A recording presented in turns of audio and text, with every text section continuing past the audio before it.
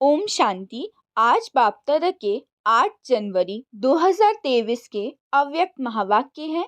Revise date है 23 अप्रैल 1993।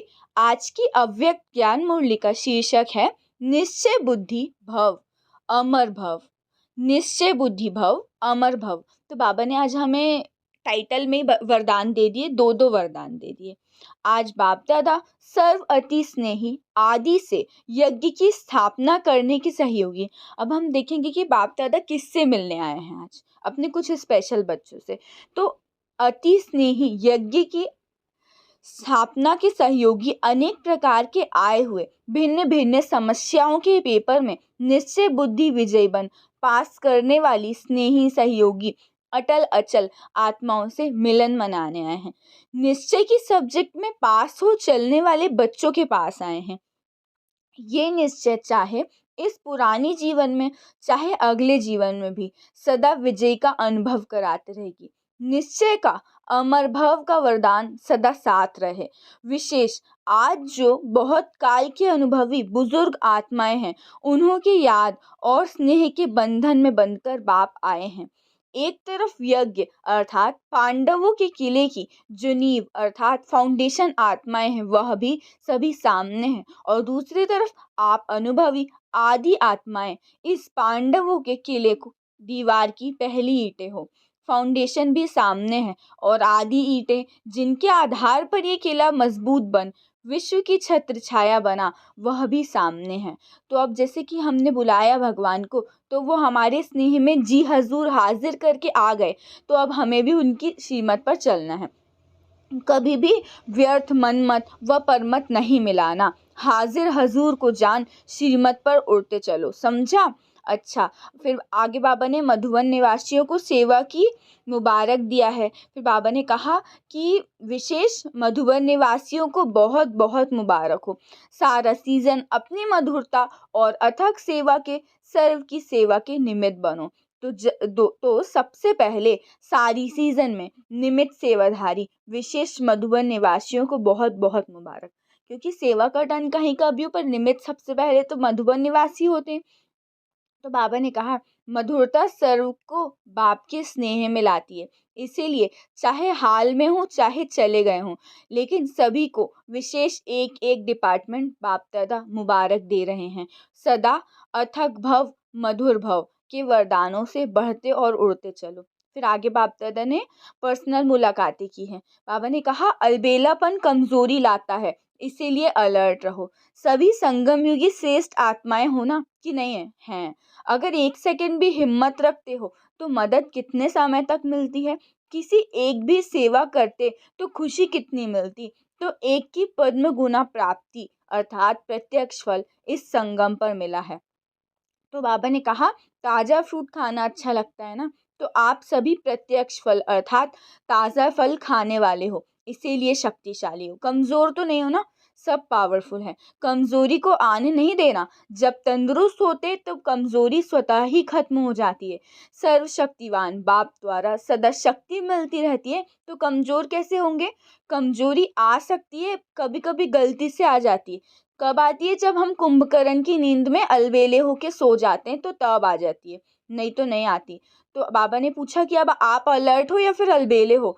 अभी alert हो और सब सदा अलर्ट रहो, क्योंकि संगम युग में अगर बाबा मिला तो फिर सब कुछ मिला। तो अलर्ट रहना। रिवाजी बिजनेसमैन को बिजनेस में प्राप्तियां होती हैं, तो अलबेला होगा या अलर्ट होगा। कहीं पता हो कि हमें करोड़ रुपए मिलने वाले हैं, तो हम अलर्ट होंगे ना। तो बाबा भी हमें कितने सारे खजाने प्राप्ति दे रहे हैं, कितने सारे खजाने दे रहे हैं, हम कितने सारे खजाने प्राप्त कर रहे हैं, तो हमें भी यहाँ पर अलर्ट रहना है। तो आपको एक सेकंड में कितना मिलता है, अलबेले कैसे होंगे। बाप ने सर्व शक्तियाँ दे दी, सर्व शक्तियाँ साथ हैं, तो अलबेलापन आ नहीं सकता। सदा होशियार और खबरदार रहो। यूके के हो तो बाप दादा कहते हैं ओके। तो ओके मतलब बिल्कुल ठीक होगा, वो कभी अलर्ट होगा। तो वो जब अलर्ट होगा तब तो ओके होगा ना। फाउंडेशन पावरफुल है, इसीलिए जो भी टालियाँ निकली वो शक्तिशाली हैं। विशेष बाप दादा ने ब्रह्मा बाप ने अपने दिल से लंदन का पहला फाउंडेशन डाला। तो अब बाबा ये डबल विदेशियों से बात कर रहे हैं। फिर आगे बाबा ने कहा, अपनी सर्व कमजोरियां बाप को देकर बेफिक्र बादशाह बन जाओ। देखो बाबा हमारे लिए बोलते हैं, हम फिक्र में आ जाते हैं ना छोटी छोटी बात में, तो बाबा ने कहा सदा अपने को बेफिक्र बादशाह अनुभव करते हो? बाबा नहीं करते, थोड़ा थोड़ा फिक्र आ जाती है, क्योंकि जब बाप ने अपनी अपनी जिम्मेदारी, आपकी जिम्मेवारी ले ली, तो आप अपनी जिम्मेवारी का फिक्र क्यों? अभी सिर्फ रिस्पॉन्सिबिलिटी है बाप के साथ साथ चलते रहने की। वह भी बाप के साथ है, अकेले नहीं। तो क्या फिक्र, कल क्या होगा ये फिक्र, जॉब का फिक्र, दुनिया में क्या होगा ये फिक्र, क्योंकि जानते हो कि हमारे लिए जो भी कुछ होगा अच्छा होगा। निश्चय है ना, पक्का निश्चय है या हिलता है कभी? जहाँ निश्चय पक्का है वहाँ निश्चय के साथ विजय भी निश्चित है। ये भी निश्चय है कि विजय हुई पड़ी है। या कभी सोचते हो कि पता नहीं होगी या नहीं, क्योंकि कल्प कल्प के विजयी हैं और सदा रहेंगे। ये अपना यादगार कल्प पहले वाला अभी फिर से देख रहे हो। इतना निश्चय है कि कल्प कल्प के विजयी हैं। अगर इतना निश्चय है तो बाबा ने कहा निश्चय बुद्धि विजयी रत्न है। ऐसे रत्न जिन रत्नों को बाप दादा याद करते हैं, तो आपको खुशी होनी चाहिए कि हमें भगवान याद करते हैं। फिर आगे बाबा ने कहा, बाप और आप ऐसे कंबाइंड रहो जो कभी कोई अलग ना कर सके। सभी अपने को सदा बाप और आप कंबाइंड है ऐसा अनुभव करते हो। जो कंबाइंड होता है उसे कभी भी कोई भी अलग नहीं कर सकता। आप अनेक बार कंबाइंड रहे हो, अभी भी हो और आगे भी सदा रहेंगे, ये पक्का है। तो इतना पक्का कंबाइंड रहना, सदैव स्मृति रखो कि कंबाइंड थे, कंबाइंड है और कंबाइंड ही रहेंगे। कोई की ताकत नहीं जो अनेक बार कंबाइंड स्वरूप को अलग कर सके। तो प्यार की निशानी क्या होती? किसी से प्यार होता है तो उससे अलग नहीं होने की इच्छा होती। तो बाबा ने कहा आप भगवान से कंबाइंड रहो। शरीर से तो मजबूरी में भी कहाँ ना कहाँ अलग करना पड़ता है। प्यार भी हो लेकिन मजबूरी से कहाँ अलग रहना पड़ता है। लेकिन यहाँ शरीर की बात नहीं, इसलिए ये वंडरफुल खेल है। यहाँ पे बाबा से हमें शरीर से कंबाइन नहीं होना, आत्मा से कंबाइन होना है। आत्मा और परमात्मा का साथ, परमात्मा तो कहाँ भी साथ निभाता है और हर एक से कंबाइन रूप से प्रीत की रीत निभाने वाले हैं। फिर आगे बाबा ने कहा जिस समय प्राप्ति होती है उस समय कितनी खुशी होती है। प्राप्त हो गया फिर कॉमन बात हो जाती है, लेकिन जब प्राप्त हो रहा है उस समय का नशा और खुशी अलौकिक रहती है। तो बाबा ने कहा अभी आपको सर्व खजाने मिल रहे हैं और देने वाला भी बेहद का है, दाता बेहद का और मिलता भी बेहद का है। तो मालिक किसके हो, हद के या बेहद के? तो हमें बहुत ज़्यादा खुशी होनी चाहिए, क्योंकि तीनों लोग अपने बना दिए। मूल वतन सूक्ष्म वतन हमारा घर है और स्थूल वतन में तो हमारा राज्य आने वाला है।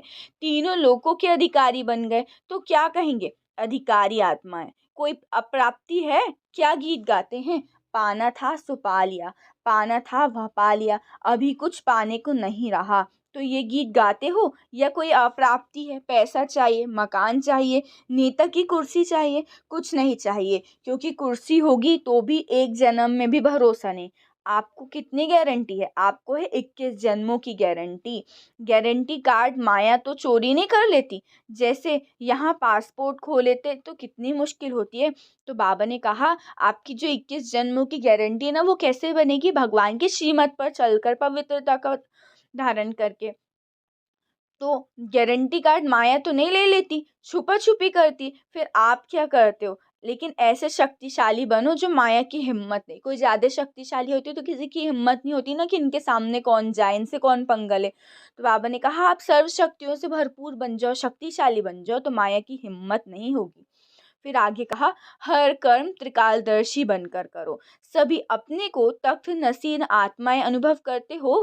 कभी तख्त मिला या भविष्य में मिलना है? क्या कहेंगे? सभी तख्त पर बैठेंगे। दिल तख्त बहुत बड़ा है, दिल तख्त तो बड़ा है, लेकिन सतयुग के तख्त पर एक समय में कितने बैठेंगे?